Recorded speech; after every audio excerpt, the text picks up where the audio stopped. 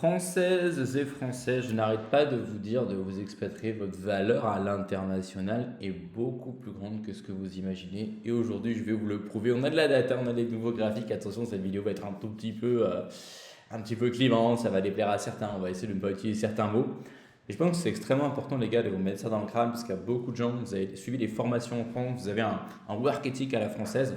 On vous fait croire que les Français ne travaillent pas. C'est vrai pour beaucoup d'entre eux, mais si vous faites partie de cette petite partie de la population française qui est formée, qui est qualifiée, qui est travailleuse, vous ne faites pas partie des parasites, des zadistes, des communistes, des déchets, enfin, de toute cette lie-là.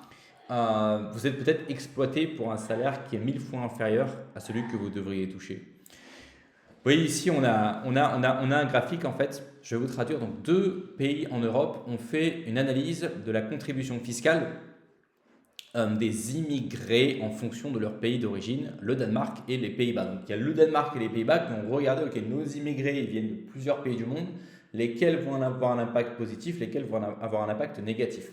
Je rappelle qu'il y avait des statistiques aux États-Unis qui avaient été faites aussi en fonction de critères que je ne vais pas donner parce que ce serait trop politiquement correct pour YouTube, hein. Mais en fait, on se rendait compte qu'il y avait une seule partie de la population qui était qui, au cours de leur vie, en fait, allait comment dirais-je, contribuer à l'économie, alors que tous les autres, effectivement, ne contribuent pas à l'économie et pèsent sur l'économie. Je ne vais pas vous dire exactement qui c'est, je vais juste vous donner un indice. Ceux et celles pour qui on est obligé de faire des lois pour obliger les entreprises à les recruter parce que discrimination, nanana, nanana, et bien comme par hasard, ce sont ceux qui, selon cette étude en Amérique, pèsent sur l'économie. Et la seule catégorie qui n'a aucune protection, qui ne peut pas jouer la carte de la victime, c'est la catégorie qui rapporte le plus. Alors là, on va lire un petit peu ce graphique, hein. Donc je rappelle, ce sont deux pays différents qui ont mené deux études et qui n'ont rien à voir l'un avec l'autre. Et là, on constate que tiens, les findings, donc les conclusions de ces deux études indépendantes faites dans deux pays différents, ont obtenu des résultats extrêmement similaires. Alors qu'est-ce qu'on va voir? On va voir qu'en fait, vous avez vu, là, on a la contribution à gauche. Et là, vous avez le zéro, hein. Ceux qui sont en dessous du zéro pèsent sur l'économie. Ceux qui sont au-dessus du zéro apportent à l'économie. C'est-à-dire quand ils vont arriver dans le pays, ça va être un net positif. Alors que pour les autres, ça va être un net négatif. Alors, on a effectivement la barre qui est à zéro. D'accord? Et qu'est-ce qu'on a au-dessus du zéro, les amis? Déjà, qui est-ce qu'on a tout en haut? Ça, c'est ce que je vous dis tout le temps. Ah, les gens vont pas être contents, hein, c'est les méchants Américains. Mais oui, quand vous avez un Américain qui débarque, les Américains, ils sont bosseurs, ils sont entrepreneurs. Ils sont juste au-dessus du lot en fait. Vous voyez, ça prouve encore. La fois, j'avais fait une vidéo pour vous expliquer pourquoi les États-Unis étaient meilleurs que la France. Il y a des gens qui ont dit non, mais c'est à cause du plan Marshall, nanana. Bah, la preuve que non. Regardez, quand un immigré américain arrive, que ce soit aux Pays-Bas ou au Danemark, eh ben, il contribue plus que n'importe qui d'autre à l'économie. C'est bien la preuve que les Américains ont ce petit je ne sais quoi, n'est-ce pas, qui leur permet de rester en tête. Je pense que ce je ne sais quoi, c'est surtout un bagage culturel, hein, et un bagage intellectuel, bien sûr. C'est une nation de bosseurs, d'entrepreneurs, ils sont très ambitieux, ils sont très enthousiastes, ils sont très positifs, et donc ça fait la différence. Mais regardez, juste après l'Amérique, on a qui? On a le Royaume-Uni. D'accord. Et juste après, on a qui? Eh ben, nous avons les Français. J'ai été surpris de voir, regardez, que les Français sont au-dessus des Allemands. Les Allemands, effectivement, j'aurais pensé que la contribution des Allemands était plus élevée, et pourtant non. Et c'est vrai qu'on critique souvent, on dit souvent que les Français sont flemmards. Je pense que ce n'est pas vrai. Je parle des Français qui travaillent, hein, ceux qui ont des emplois qualifiés, qui travaillent. Les Français, je crois, ont parmi les, la productivité horaire la plus élevée au monde. Donc quand les gens disent les Français sont flemmards, les 35 heures, tout ça, c'est faux. Et je vous ai déjà dit très souvent, les Français sont pas bons dans l'entrepreneuriat, mais ils sont très bons dans le détail, dans l'expertise, dans la qualité, hein. C'est un peuple d'artisans, d'ingénieurs.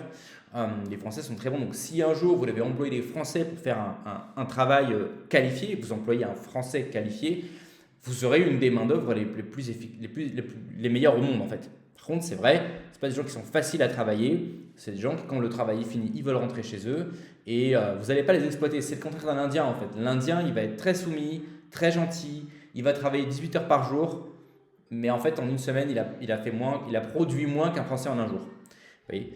Là, on n'a pas de statistiques sur l'Inde d'ailleurs, mais on a le Pakistan, donc on voit un petit peu. Il y a quelque chose qui se dessine, hein, sur ce graphique. On commence à deviner, on peut voir un petit peu certaines tendances, hein. Je vais vous laisser faire vos propres conclusions. Donc, on a la France qui est tout en haut quand même. Donc, je voudrais vous féliciter, les amis, si vous avez été formé en France, que vous avez des skills en France dans les métiers en demande, hein, que ce soit la médecine, que ce soit ingénieur, les affaires, le droit, le business de manière générale, hein, un métier qui requiert de la matière grise et du focus et du work ethic, n'hésitez pas à traduire votre CV en anglais, à postuler à l'international. Vous allez avoir des gens qui vont vous offrir des packages, des relocation packages. Ils vont vous dire, mais viens en Suède, viens en Norvège, viens aux Pays-Bas, viens ici, viens là pour travailler avec nous. Parce qu'ils vous veulent en fait, ils veulent votre savoir-faire. Je parle pour les gens qualifiés, je parle pour les gens qui ont du… Quand je dis qualifié, ça ne veut pas forcément dire que vous avez fait de grandes études. Moi, je connais des Français qui sont très qualifiés dans les domaines manuels. Je connais des Français qui sont très bons dans la plomberie. Je connais un Français qui est très bon qui a fait une formation en pâtisserie, qui a bossé dans des établissements de luxe. Mais il se sous-estime. Et vous sous-estimez parce que vous recevez en permanence des informations toxiques dans ce pays. Vous êtes traité comme de la merde, vous êtes payé comme de la merde, alors qu'au niveau international, vous avez de l'or entre les mains. D'accord. C'est vraiment important. Je me remémore aussi un reportage que j'avais vu avec un pâtissier, un boulanger français cette fois-ci. Le type était vraiment au taquet, il se levait super tôt le matin, il bossait comme pas possible. Et il avait un salaire misérable, genre 1 600 € par mois. Je me disais, putain, l'attention à la qualité que ce gars-là apporte à cette boulangerie, le savoir-faire qu'il apporte à cette boulangerie, sa capacité de travail, il se lève tôt le matin, tu vois, il était au fourneau, il mettait des trucs, il sortait des trucs. C'était un jeune en plus, hein, qui sortait d'une école de boulangerie, quoi. Et tu vois qu'il était motivé, etc. Il était payé 3 clopinettes, quoi. J'étais en train de me dire, mais man, mais va bosser en Suisse, va bosser à Singapour, va bosser aux States. Tu fais la même chose aux States, tu multiplies par 5 ton salaire, man. Mais comme en France, nul n'est prophète dans son pays, hein. Un boulanger français en France, quelque part tout le monde s'en fout. Mais à l'international, les amis, vous avez vos skills sont demandés. Par contre, il faut parler anglais. Et en fait, c'est peut-être aussi pour ça que le système français, le patronat français vous exploite. C'est comme vous ne savez pas parler anglais, vous êtes bloqué en France et donc vous ne pouvez pas vous barrer. Et c'est pour ça que vous êtes exploité.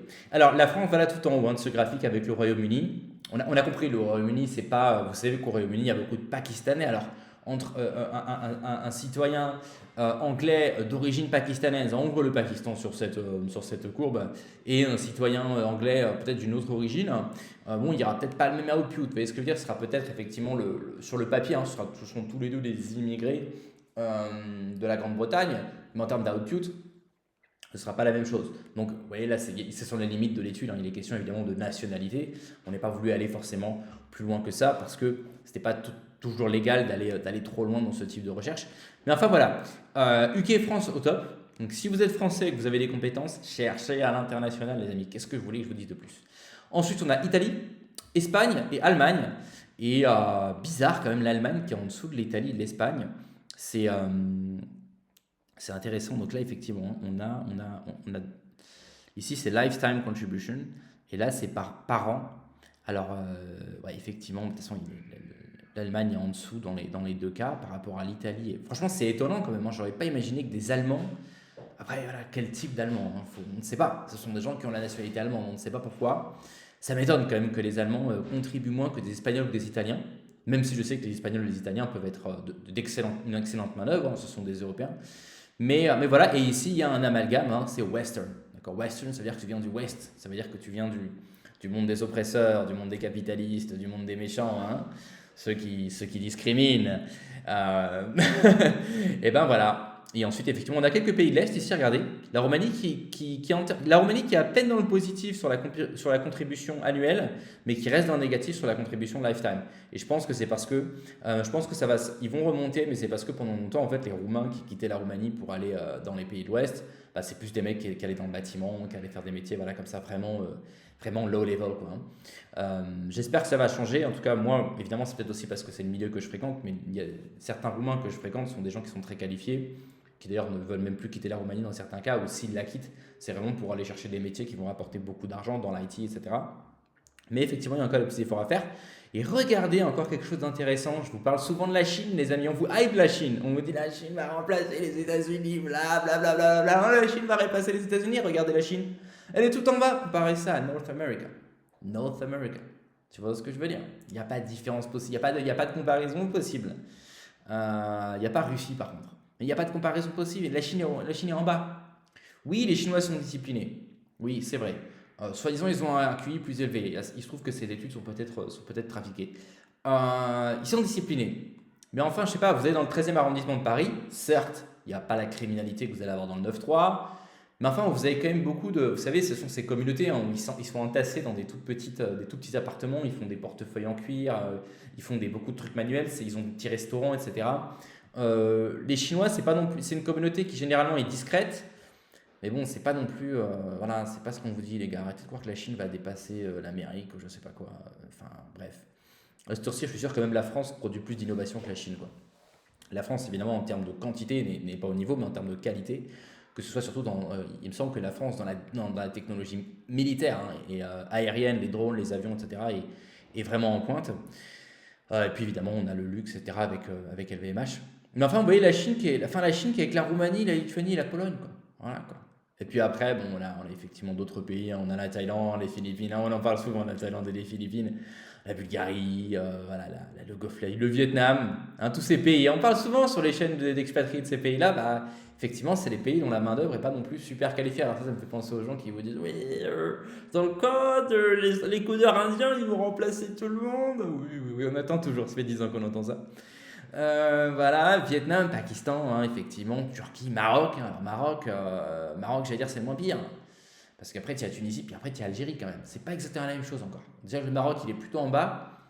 Les deux autres, je ne veux pas le savoir. Middle East, hein, bon, bah, vous savez que Dubaï, par exemple, à Dubaï, pourquoi Dubaï est aussi développé? Parce que Dubaï fait venir des ingénieurs, des entrepreneurs, des businessmen internationaux s'ils ont beaucoup d'argent, mais quand on va aller chercher de la compétence, ils vont aller chercher des gens en Amérique, ils vont aller chercher des gens aux UK, ils vont aller chercher des gens très qualifiés qui viennent généralement qui sont western. Et voilà, tu peux venir pour bosser pour ma boîte, on monte une boîte dans la finance, on monte ceci, on monte cela. Allez sur les sites d'immobilier de luxe à Dubaï, vous allez voir, c'est bizarre, c'est que des gens, on a l'impression que les femmes, elles sont toutes suédoises. Hein. Allez dans leur compagnie aérienne, vous allez voir, c'est bizarre, il n'y a pas beaucoup d'indiennes quand même, pas beaucoup de Middle East. Hein. Il y a beaucoup de personnes qui ont le teint de peau très clair, parce que ce sont des gens qui ont de l'argent et qui n'ont pas de complexe, hein, à aller chercher de la main-d'œuvre qui va pouvoir matcher déjà avec leurs clients, hein, quand ils vont vouloir vendre un penthouse à 10, 20, 30 millions de dollars. Effectivement, bah, ils apprécient que l'agente immobilière, enfin, la bonne femme qui va faire la vente, ce soit une femme qui soit d'origine suédoise, qui soit un petit peu à l'européenne, tu vois, parce que ça fait mieux en face des clients. Et puis c'est pareil quand on cherche des architectes, quand on cherche des ingénieurs, etc. Hein. Alors, évidemment, c'est une généralité, hein, il y a de tout, mais enfin, c'est quand même étrange parce que quand on cherche le personnel très qualifié à Dubaï, il n'y a pas beaucoup de gens Middle East. Hein. Et puis après, il y a Horn of Africa. Alors là, ce sont des gens qui ont énormément souffert à cause de l'esclavage, de la discrimination et de l'oppression, en fait. Et c'est pour ça, bien sûr, évidemment, qu'ils sont en bas de ce graphique. Il ne peut pas y avoir d'autre explication. Celle-ci est donc forcément la bonne. Voilà, les amis. Alors, vous voyez, ça, en gros, ce graphique-là, ça pourrait généralement. Ce que ça veut dire, qu'est-ce que ça veut dire? Plus vous allez être en bas dans ce graphique, plus. Il y a des mecs qui m'ont posé la question, d'ailleurs, qui sont venus rager sous certaines de mes vidéos. Ils disaient pourquoi quand nous on vient dans vos pays on est des immigrés alors que vous quand vous allez dans d'autres pays on dit que vous êtes des expatriés. Voilà, tiens la réponse dans ce graphique. Tout ce qui est dans le vert on appelle ça des expatriés, tout ce qui est dans le rouge on appelle ça des immigrés. Ah voilà, la réponse est là tout simplement. Voilà, si vous êtes dans le vert les amis, vous avez cette mobilité internationale, gardez ça en tête, vous n'êtes pas bloqué chez vous, d'accord? Vous n'êtes pas bloqué chez vous. Par contre, c'est vrai que ces gens-là, par exemple, plus vous êtes dans le bas du graphique, plus quelque part, vous pouvez bouger n'importe où, ce sera toujours mieux que chez vous. Mais plus vous êtes dans le vert, plus il va falloir réfléchir. Il va falloir réfléchir, penser de façon stratégique. Par exemple, au Royaume-Uni, vous êtes dans le vert. Quelqu'un qui habite à Londres et qui a été formé dans une grande université anglaise, il va avoir des compétences de pointe. Il va pouvoir avoir accédé à des jobs très rémunérateurs. Mais en même temps, Londres, par beaucoup d'endroits, ça commence à devenir un shithole. Il y a des endroits autour de Londres qui commencent à devenir des coupe-gorges. Hein. Il y a des endroits qui sont effectivement extrêmement dangereux, où il ne fait pas bon de les fréquenter. Et c'est pareil pour la France, en fait. Ce sont des pays très développés, où il y a plusieurs populations qui se mélangent, et voilà, il faut jouer avec ça, en fait. Hein. Le mieux, évidemment, c'est de développer une compétence qu'on puisse vendre en télétravail, qu'on puisse vendre à distance, hein. Ou bien monter un business, bien évidemment. Mais voilà, la raison pour laquelle je monte ce graphique, c'est pour rigoler un petit peu, mais c'est aussi pour sortir de votre tête toutes les pensées limitantes que vous avez vis-à-vis de vos compétences, vis-à-vis de vos skills.